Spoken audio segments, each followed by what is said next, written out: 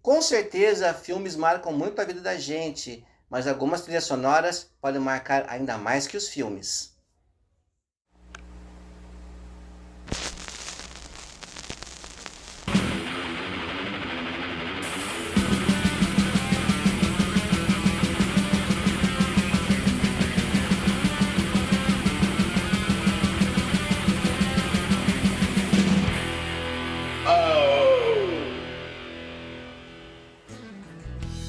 Welcome back, everybody, que bom que vocês estão aqui. Caso você não me conheça, eu sou o Wes e esse aqui é meu ponto no canal totalmente na contramão do YouTube, porque eu não peço engajamento, não peço nada, faço o coração de vocês mandar. Se você clicar no sininho, você vai receber notificações dos meus próximos vídeos. Se você deixar sua inscrição, vai ser sempre bem-vinda. Deixar um comentário, eu vou responder. E quem sabe o YouTube vai sugerir meu canal para outras pessoas que também gostam de trilhas sonoras, como você e eu. E sim, há muitas trilhas sonoras que a gente lembra até mais que os próprios filmes, não é verdade? Então eu separei para vocês aqui 5 trilhas sonoras que na maioria das vezes as pessoas lembram muito mais do que os próprios filmes. Vamos começar então com uma trilha obscura, que é essa daqui, The Decline of Western Civilization Part 2, The Metal Years. Wesley, nunca ouvi falar sobre essa trilha sonora. Muito bem, essa trilha sonora aqui, ela é sobre um documentário que ela foi feita em 88, que falava sobre o declínio do glam metal no final dos anos 80, do metal farofa. E até muitas pessoas dizem que esse documentário, a trilha sonora, colocou um prego no caixão do metal farofa, porque a partir disso daqui, isso foi lançado em 88, os jovens começaram a ir mais pro thrash metal, que estava voando desde 85, 86, e também pro grunge, começou nos anos 90.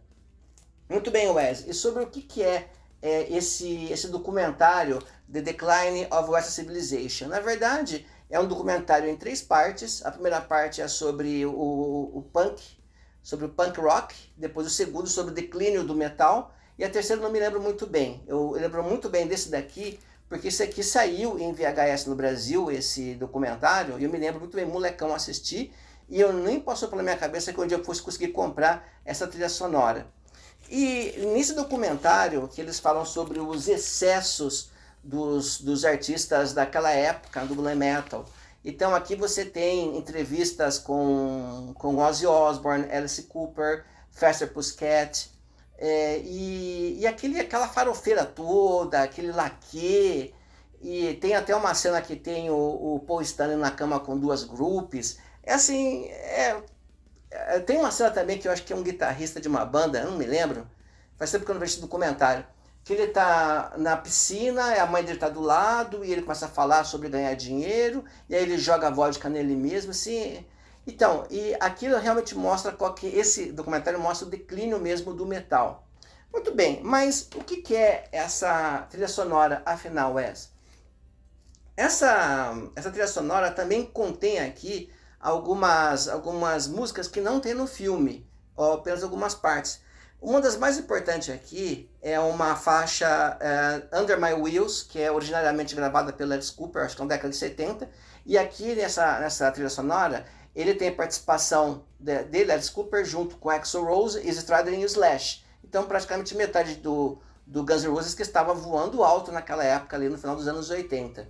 Além disso, tem Motorhead, tem Armored Saint, Lizzy Borden, tem Megadeth. Então tem muita coisa assim, tem Rigor Mortis. Então tem muita coisa que você vai achar só aqui. E essa trilha sonora eu consegui comprar apenas há pouco tempo, acho que alguns anos atrás, porque foi bem difícil mesmo encontrar isso daqui. Esse documentário não é muito famoso no Brasil, apesar de ter saído em VHS, mas para você encontrar você vai ter que ralar um pouco na internet. Mas lá fora, principalmente o disco, ele é muito importante porque tem essa participação do Axl Rose com o Stradlin, o Slash junto com Alice Cooper, eu acho que só tem aqui nesse disco. Então, se você puder encontrar isso aqui, não sei se tem streaming, vale muito a pena você dar uma procurada. Então é Decline of Western Civilization Part 2, The Metal Years. Tá? Gosto muito. O disco 2 que eu separei para vocês, ele é muito conhecido pelos fãs do Pink Floyd. Ele é tema do filme More, que foi lançado tanto o filme quanto a trilha sonora em 69. E esse daqui, ele é o primeiro filme do diretor suíço Barrett Shredder, acho que é assim que é pronunciado o nome dele. Aqui está. E foi bastante curioso porque ele convidou o Pink Floyd para fazer a trilha sonora do filme, e o Pink Floyd ele escreveu todas as músicas e gravou todas as músicas, escreveu e gravou todas as músicas em apenas 2 semanas, que o diretor ele ficou muito surpreso com isso. Esse daqui ele é bastante conhecido pelos fãs do Pink Floyd, porque ele é o 3º álbum da banda e o primeiro sem o Syd Barrett. E é o 2º álbum com a capa do Hipgnosis, do estúdio Hipgnosis, que acompanhou o Pink Floyd por muitos e muitos anos. Inclusive, esse álbum aqui, ele tem algumas curiosidades. Primeiro, que o diretor do filme ele falou assim pro Pink Floyd: olha, eu preciso de uma música que vai se encaixar no seguinte momento. Alguém vai chegar na cidade e esse momento dessa cena vai ser de 2 minutos e 10. Então eles tinham que criar uma música com 2 minutos e 10, porque o diretor ele não queria editar nenhuma música. Então, do jeito que o Pink Floyd ia apresentando as músicas pro diretor, ele ia colocando no filme e encaixou tudo direitinho. Esse aqui também, como falei para vocês, que é o 3º álbum do Pink Floyd, o David Gilmour já estava mais se impondo na parte criativa da banda. Se não me engano, ele é o único cantor desse álbum aqui. Tá? Eu posso estar enganado, se eu falei besteira, coloca depois nos comentários. Mas assim, realmente é uma coisa diferente. E por que eu falo para vocês que esse álbum aqui é mais conhecido do que o filme? Porque o filme você não consegue encontrar hoje, você tem que procurar muito para poder encontrar esse filme. E esse aqui, o More do Pink Floyd, ele ainda está em catálogo e o Pink Floyd está sempre o relançando. Então, na minha opinião, essa trilha sonora de filme continua ainda sendo mais famosa que o próprio filme. Se você não concorda, coloque nos comentários. O 3º filme que eu separei para vocês aqui, deixa eu até pegar minha colinha aqui, porque tem mais alguns detalhes aqui para falar para vocês. Aqui é o Judgment Night, que é de um filme que foi gravado em 93. Aqui. E o filme, ele é bastante simples. São 4 jovens que eles vão assistir uma luta de boxe. E eles vão num trailer, não trailer, acho que é motorhome que eles vão.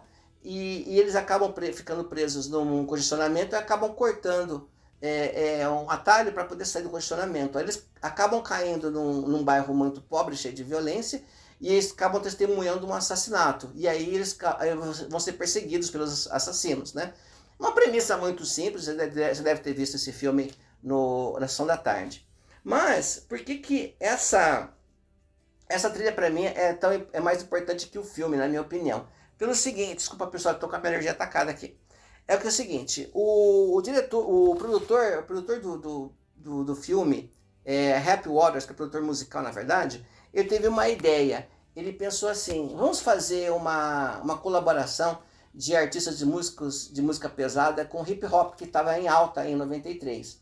Aí então, eles começaram a convidar as bandas para fazer a trilha sonora, e de cara, quem topou de cara foi o Faith No More, o Helmet e o Sonic Youth, que são bandas muito famosas nos Estados Unidos. E aí, então, com toda a credibilidade que eles têm, acabaram trazendo outras bandas para também gravar as colaborações. Aqui você tem, olha, House of Pain, Cypress Hill, tem Ice-T com Slayer, você tem Teenage Fan Club, você tem Mudhoney, Pure Jam com o Cypress Hill, é muito bacana. Então, esse álbum aqui eu acho muito importante, porque ele foi o primeiro álbum gravado com essas colaborações de música pesada com hip hop. E até hoje ele é relançado. Então, tem muita gente que nem conhece o filme, mas consegue comprar esse disco aqui. Ele foi lançado até numa versão colorida e eu gostaria de comprar. Mas esse aqui é o de época, estou muito satisfeito com ele. Então, terceira trilha sonora, Judgment Night, do filme de 93. Se você gosta de música pesada junto com hip hop, dá uma escutada que você vai gostar muito. Muito bem, o 4º álbum é talvez o álbum que eu mais gosto dessa coleção aqui, mas também é o mais cringe. Tá? Isso aqui é vergonha alheia, que é o tema do filme Flash Gordon, que foi lançado em 80, gravado pelo Queen.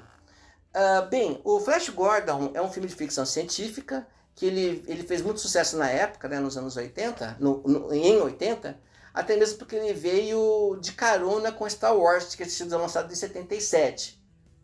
Aliás, até mesmo o George Lucas ele tinha uma ideia um projeto de fazer o Flash Gordon, mas ele não conseguiu comprar os direitos, então ele pegou, ele fez ele mesmo o próprio Flash Gordon. Até mesmo aquelas edições do Star Wars que a tela fica correndo assim, é baseado em Flash Gordon. Muito bem. Se você assistir esse filme hoje, é vergonha alheia, porque as roupas dos personagens lembram muito, que posso falar para vocês, fazer uma comparação, lembra muito as novelas bíblicas da Record, assim, é de dar risada. Né? E foi gastado muito dinheiro com esse filme, assim, não sei porquê, aqueles figurinos. Então, temos atuações bem ruins, a história não é muito boa, não é fiel à história original do Flash Gordon, mas, como falei para vocês, por vir na estreia do Star Wars, deu muita arrecadação e não gerou uma continuação, ainda bem, o filme realmente é muito ruim, mas com o passar dos anos o filme foi alcançando o status de cult, né? Então tem muitos documentários falando sobre esse filme, como ele foi feito, mas falando um pouquinho, voltando sobre o assunto, que é sobre a trilha sonora do filme, que foi gravada pelo Queen. O Queen foi convidado para gravar esse álbum aqui, para gravar a trilha sonora do filme. Esse álbum foi lançado no final de 80, o Queen já havia lançado The Game no início de 80, mas lançou mais um álbum. O álbum, ele diferentemente de outras trilhas sonoras, ela contém diálogos dos personagens no álbum. E em ordem cronológica, por isso que eu gosto tanto, porque eu vi esse filme no cinema. E então, você vai escutando as faixas, você vai lembrando do filme. E aí até, inclusive, eu fui assistir o filme para poder fazer esse vídeo, e aí eu fui lembrando do disco, né? E até algumas partes que são editadas, que não, claro, não colocaram tudo aqui, mas é muito curioso mesmo.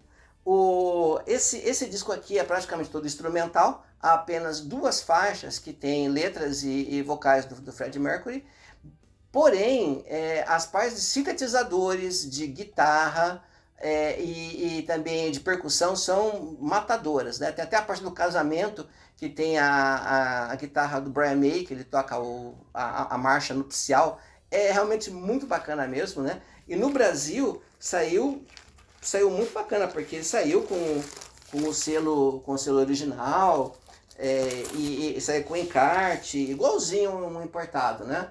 Esse aqui, mas o meu ele tá fritando bastante frango, tanto que eu escutei. Mas eu tenho esse CD e eu escuto bastante Flash Gordon, trilha sonora do filme de 80, que foi musicado pelo Queen. É um filme muito cringe, mas eu gosto muito da trilha sonora. E para terminar esse vídeo aqui, agora vamos ver, né? Vou falar para vocês sobre a trilha sonora de Saturday Night Fever, dos Embalos de Sábado à Noite, com o John Travolta, que esse foi gravado em 77, deixa eu ver aqui na minha colinha aqui, 77, final de 77. Muito bem, aí você vai falar assim pra mim, Wesley, você tá falando que você vai mostrar apenas trilhas sonoras de filmes que as pessoas não lembram. Todo mundo lembra de Saturday Night Fever. Tá, calma, vamos lá. Existe uma particularidade a respeito desse filme aqui. Quando esse filme foi lançado nos Estados Unidos, ele tinha uma censura parecida com o do Brasil, como se fosse proibido para menores de 18 anos, por causa da temática do filme. Se você lembra do filme, você sabe do que eu estou falando.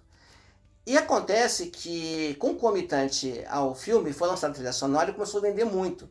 E aí os adolescentes queriam assistir o filme porque eles falavam muito sobre o que acontecia no filme, eles queriam ver, mas não podiam por causa da censura. Aí então os estúdios Paramount tiveram uma ideia. Eles fizeram uma edição editada, eles editaram um filme, tiraram umas partes que poderia proibir o filme e lançaram novamente o filme no cinema com a editada. Aí menores de 16 e 14 anos puderam assistir. O que aconteceu? Vendeu ainda mais esse álbum aqui. Pessoal, eu estou falando de cerca de... Olha, veja só. Se esse filme aqui saiu no final de 77, ele ficou em primeiro lugar em vendas de janeiro a julho de 78. Pessoal, é um álbum duplo, ele é mais caro. Ele vendeu cerca de 40 milhões de cópias. Pessoal, é muita coisa. Ele ficou conhecido, ele teve o recorde de álbum mais vendido de 78 até 82, quando foi lançado o Thriller, que aí Thriller desbancou Saturday Night Fever. Muito bem. Quando você vai falar de Saturday Night Fever da trilha sonora, você vai lembrar de quem? Dos Bee Gees, certo? Só que tem um probleminha. Os Bee Gees, na verdade, não tiveram nenhuma música colocada no filme até na pós-produção do filme.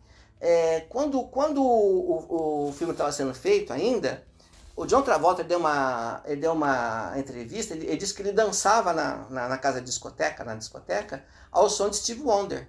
Então, porque eles ainda não tinham a música ainda, eles estavam em dúvida qual seria a música ideal para ter no filme, para tocar no filme.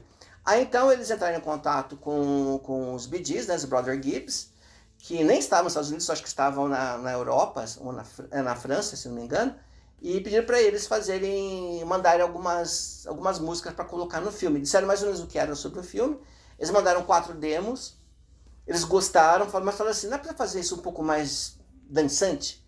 E aí então eles fizeram, até uma delas não entrou no filme, e aí então gostaram, eles gravaram, e aí foi pra cá e aí mudaram as músicas do filme e o resto é história. Tanto que, por exemplo, tem uma música aqui, deixa eu ver aqui, More Than a Woman, More Than a Woman, ela tem 2 vezes nesse disco aqui. Uma vez gravada pelo Tavares e outra gravada pelos Bee Gees. Então é bem interessante isso daqui. Então, não tem como a gente falar de trilha sonora sem falar em Saturday Night Fever, porque é uma trilha que ela simplesmente empurrou o filme para trazer mais pessoas para assistir. Então é uma trilha realmente muito importante e não poder deixar de fora essa trilha desse vídeo.